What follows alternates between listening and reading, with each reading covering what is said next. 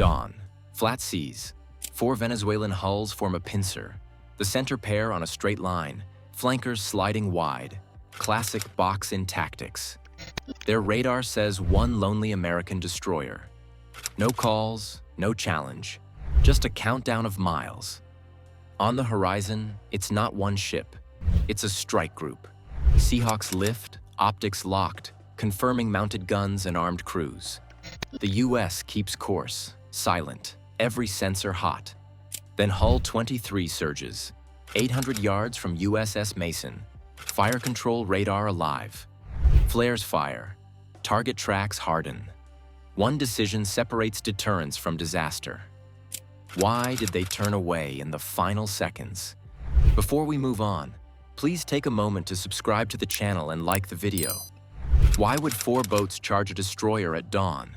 Unless their screens lied about what sat beyond the horizon.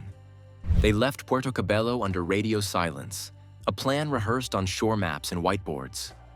2 center hulls would drive straight at the American ship, holding a constant bearing to force a response. 2 more would shift wide, fanning out to close the angles and box the target so it couldn't turn clear without crossing someone's guns. No chatter, no lights, and no last-minute corrections over voice. Every maneuver was pre-briefed, with time marks tied to speed and bearing. The aim wasn't a firefight. It was to crowd, film, and claim a win on camera. Their radar feed showed one contact labeled Echo 2, a lone destroyer trudging a predictable track. The course line on their display didn't move because it was never live. It was a dated overlay taken from a shore plot at least 2 days old. That stale coordinate set didn't reflect a strike group that had shifted overnight. It didn't show the carrier riding dark. It didn't show a cruiser parked off the quarter or the screen of escorts offset to keep a cone of water clean. So the boats ran their script, closing on a phantom picture while the real formation sat just outside their assumed frame. Each boat carried what they trusted. Heavy machine guns bolted to bow mounts, paint scuffed by salt.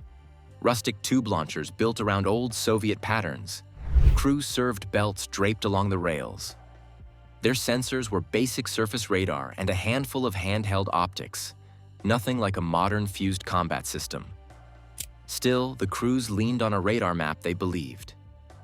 When you've trained with one screen for years, that screen becomes the world, even when the world has moved.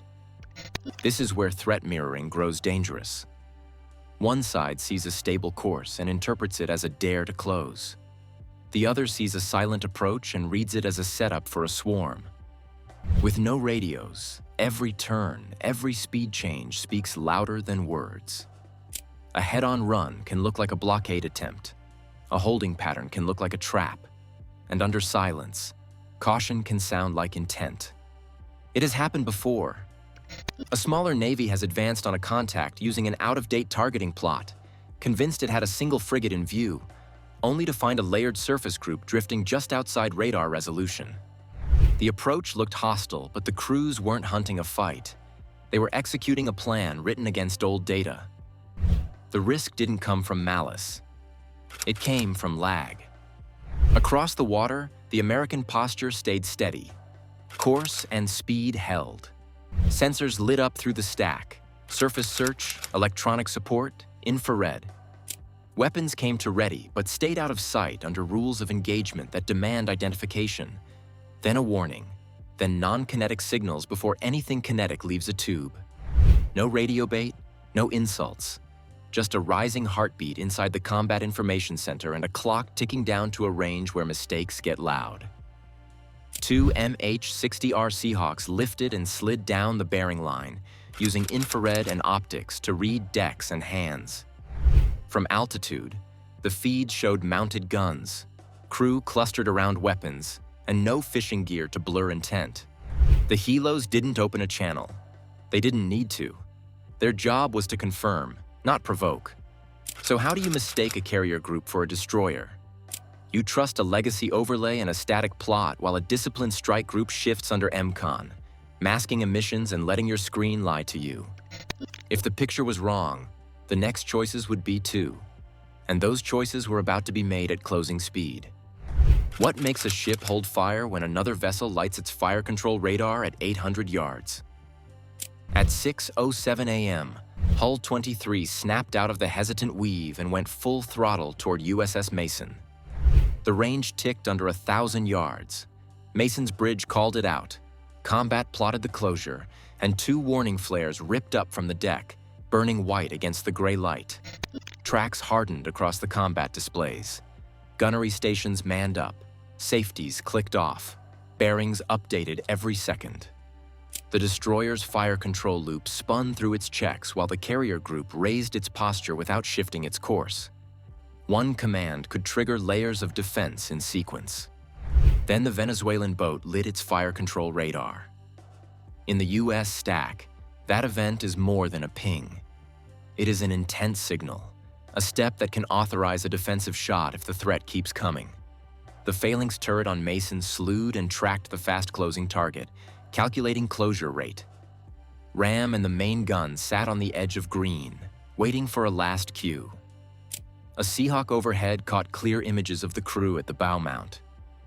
An onboard mic picked up the cold sound of a charging handle pulled back.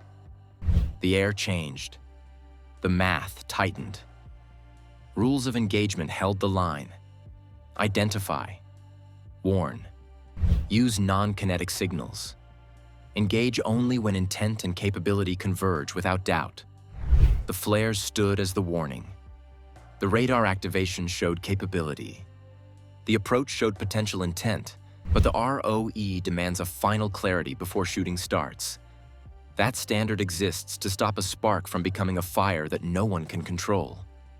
Sensors layered the same answer from different angles. Surface search radar pinned range and bearing. ESM flagged the fire control illumination with type and pulse. IR tracks lined up heat signatures with the radar plot. The MH-60R feed streamed steady detail. Hands-on weapons, posture tight, no nets in the water, no signs of commercial work. Every feed raised the risk bar, but none crossed the bright line into a shot you cannot take back if you're wrong by a second. So the defensive playbook stayed tight. Maintain course and speed. Lift readiness in stages. Keep the radios quiet to avoid a line that could be clipped and replayed. Throw light instead of lead. Flares and illumination that demand a turn without painting a kill box. Inside the skin of the ship, crews breathed in counts, not words. Outside, the sea looked calm, which made that closure speed feel even faster. On the Venezuelan side, the formation slipped out of its plan. The flankers lost timing and drifted wide, leaving gaps that a trained CIC reads instantly. Hull 23's sprint put it out ahead of its own support, where one wrong wave would make it a single target in the open. You could see the lack of synchronized control in the inconsistent headings and late throttle changes. Momentum, once it builds, can push you past your brief. The pivot came hard.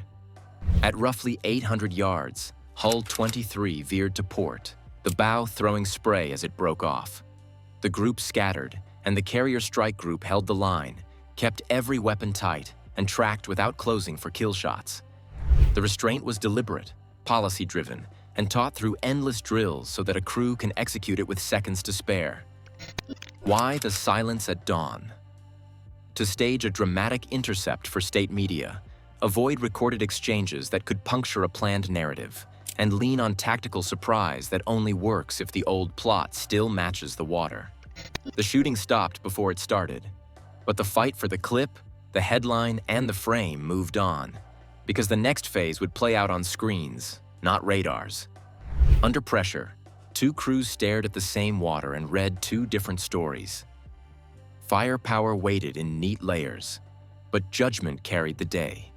The bravest move was restraint, holding a shot that the math could have justified and the headlines would have loved. Would you have fired first at 800 yards with fire control radar on your hull? Tell me in the comments, and say what rule you'd change to keep the next near miss from tipping into a war nobody ordered. Next, we'll trace how satellite passes and emissions logs shape the political verdict once the spray settles and microphones switch on.